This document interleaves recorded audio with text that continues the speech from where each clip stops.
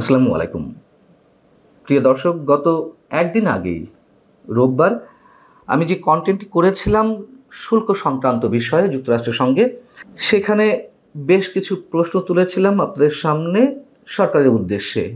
যুক্তরাষ্ট্রের নতুন আরোপিত শুল্ক নির্ধারণ বিষয়ে দেশটির সঙ্গে বাংলাদেশের যে আলোচনা চলছে, সেখানে বাণিজ্য উপদেষ্টা থাকবেন, বাণিজ্য সচিব থাকবেন, সংশ্লিষ্ট মন্ত্রণালয়ের প্রতিনিধিরা থাকবেন, সব ঠিক আছে, কিন্তু জাতীয় নিরাপত্তা উপদেষ্টা ডক্টর খলিলুর রহমানের উপস্থিতি কেন সেখানে ফ্রম দ্য বিগিনিং? কেন তিনি গত 16 জুন থেকে শুরু করে যুক্তরাষ্ট্রে অবস্থান করছিলেন চলতি জুলাই মাসের প্রায় 5-7 তারিখ পর্যন্ত? প্রতিটি বৈঠকে কেন তার সরব উপস্থিতি, এবং বাংলাদেশে এসেও তিনি ভার্চুয়ালি এ সংক্রান্ত বৈঠকে উপস্থিত ছিলেন? যা প্রশ্ন তুলেছিলাম, যা সন্দেহ করেছিলাম, ঠিক সেটি আপাতত প্রমাণ হলো সরকারের উপদেষ্টাদের, একাধিক উপদেষ্টার বক্তব্যে। গোপন চুক্তি হতে যাচ্ছে, নিরাপত্তা ইস্যু সেখানে রয়েছে। বাণিজ্য উপদেষ্টা সোমবার যে সংবাদ সম্মেলনটি করলেন, সেখানে তিনি নিজে বলছেন আগামী সপ্তাহে আবারও বাংলাদেশের প্রতিনিধি দল যুক্তরাষ্ট্রে যাবে এবং শুল্ক সংক্রান্ত যে চুক্তি হবে তা কোনো অবস্থাতেই প্রকাশ করা হবে না। তিনি নিজে বলছেন, কেন প্রকাশ করা হবে না? চুক্তি সংক্রান্ত যে শর্তগুলো থাকবে, তার মানে গোপন চুক্তি হতে যাচ্ছে স্পষ্টভাবে। কি থাকছে সেই চুক্তিতে? সেন্ট মার্টিনে মার্কিন ঘাঁটি করার কোনো শর্ত থাকবে? অথবা সাম্প্রতিক সময় যে তুমুল বিতর্কিত এবং আলোচিত ইস্যু মিয়ানমারের রাখাইনের উদ্দেশ্যে সেই কথিত মানবিক করিডোর দেওয়া হবে? যদিও শোনা যায় যে করিডোরের ইস্যুটি তারা ঠিকই সফলভাবে এগিয়ে নিয়ে যাচ্ছে সরকার। বাংলাদেশের বন্দরগুলো বিদেশিদের হাতে বা পশ্চিমাদের হাতে তুলে দেওয়া হবে? অস্ত্র ক্রয় সংক্রান্ত বিষয়ে যুক্তরাষ্ট্রের বিশেষ কোনো নির্দেশনা প্রতিপালন করতে হবে?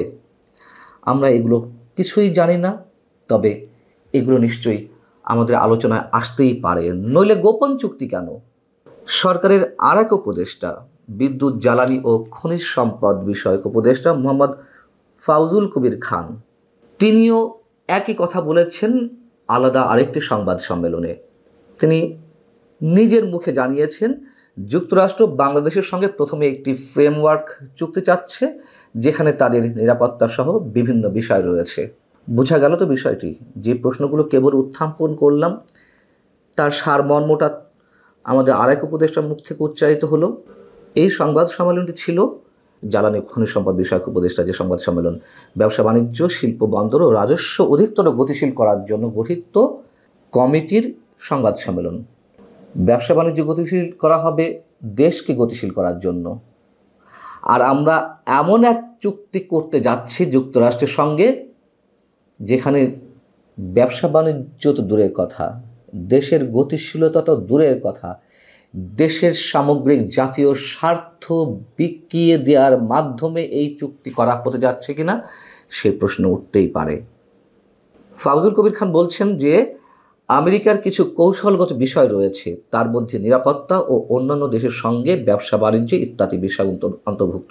অর্থাৎ এর আগে আমরা কিছু শর্ত জেনেছিলাম, যুক্তরাষ্ট্রের কিছু ডিসক্লোজার এগ্রিমেন্ট থাকবে বা ক্লজ থাকবে, যুক্তরাষ্ট্র যে রাষ্ট্রের উপর নিষেধাজ্ঞা দিবে বাংলাদেশের সেই রাষ্ট্রের সঙ্গে কোনো সম্পর্ক রাখতে পারবে না, অথবা যুক্তরাষ্ট্র বিশ্বের যে কোনো প্রতিষ্ঠানের উপর যদি নিষেধাজ্ঞা দেয় তার সাথেও বাংলাদেশে কোনো লেনদেন থাকতে পারবে না, ইত্যাদি ইত্যাদি আরও বিষয়, এবং অস্ত্র ক্রয় সংক্রান্ত চুক্তিও বা শর্তও সেখানে থাকতে পারে।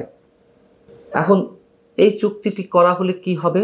সরকারের পক্ষ থেকে অজুহাত দেওয়া সম্ভব হবে যে আমরা তো নইলে শুল্ক কমাতে পারছিলাম না, এই জন্য আমাদেরকে এই ধরনের চুক্তি করতে হয়েছে। বলার সুযোগ পাবে যে আমরা আমাদের রপ্তানি স্বার্থ ঠিক রাখতেই এই ধরনের চুক্তি করতে বাধ্য হয়েছি, আমরা ব্যবসায়ীদের স্বার্থ দেখার জন্যই এই চুক্তি করতে বাধ্য হয়েছি, এরকম অনেক কথা বলা হবে। অথবা শুল্ক যদি সহনীয় মাত্রায় নামিয়ে আনা না যায়, যেহেতু 35% শুল্ক আরোপ করে বসে আছে, তখন সরকার বলতে পারবে না, আমরা তো ব্যর্থ হইনি, আমরা দেশের স্বার্থ বিকিয়ে দেইনি। নানান ধরনের অজুহাত, নানান ধরনের বিষয় তারা দাঁড় করাতেই পারে। কিন্তু প্রশ্ন হচ্ছে, ভিয়েতনাম বা ভারতের জন্য যে 20% শুল্ক প্রায় নির্ধারণ করা হয়েছে, সেক্ষেত্রে এই রাষ্ট্রগুলো কি তাদের স্বার্থ, দেশের স্বার্থ বিকিয়ে এই চুক্তি করছে? তারা তো ঠিকই 20% নামিয়ে আনতে সক্ষম হচ্ছে। তাদের সঙ্গে কি যুক্তরাষ্ট্র নিরাপত্তা সংক্রান্ত কোনো শর্ত দিয়ে এই চুক্তি করছে? নিশ্চয় না, চোখ বন্ধ করে বলে দেওয়া যায়। আমাদের প্রধান উপদেষ্টা ডক্টর মোহাম্মদ ইউনূসের নাকি বিশ্বজোড়া গ্রহণযোগ্যতা, তাহলে তার পারদর্শিতা কোথায়? তার গ্রহণযোগ্যতার ফল কি এটি যে আমাদের দেশের স্বার্থ বিকিয়ে চুক্তি করতে হবে? আমরা খুব স্বাভাবিকভাবে এটি ধরে নিতেই পারি যে এখানে দেশের স্বার্থ জলাঞ্জলি দেওয়া হবে, যেহেতু চুক্তি প্রকাশ করা হবে না, যেহেতু এই চুক্তির সঙ্গে নিরাপত্তা ইস্যু জড়িত। এবং নিশ্চয়ই বাংলাদেশ কোনো অবস্থাতেই যুক্তরাষ্ট্রের জন্য কোনো প্রকারের হুমকি নয়। সেই আটলান্টিকের ওপারে একটি দেশ, আর এপারে হাজার হাজার মাইল দূরে একটি দেশের সঙ্গে নিরাপত্তার কী কারণ থাকতে পারে নিরাপত্তাহীনতার?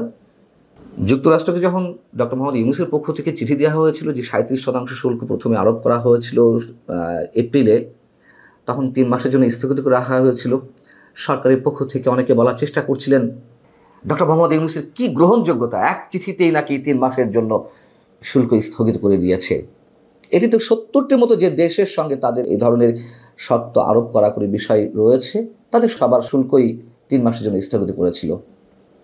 যাই করুন না কেন, আপনাদের পারদর্শিতা দেখার অপেক্ষায় রয়েছি, অনেক দেখেছি, কিন্তু অবশ্যই সাধু সাবধান। জনগণ নিশ্চয়ই এমন কোনো ভয়ঙ্কর কিছু দেখার অপেক্ষায় নেই। আর যদি কিছু হয়েও থাকে, বাংলার মানুষ তো মানবে না নিশ্চয়ই। ভালো থাকুন সবাই। আল্লাহ হাফিজ।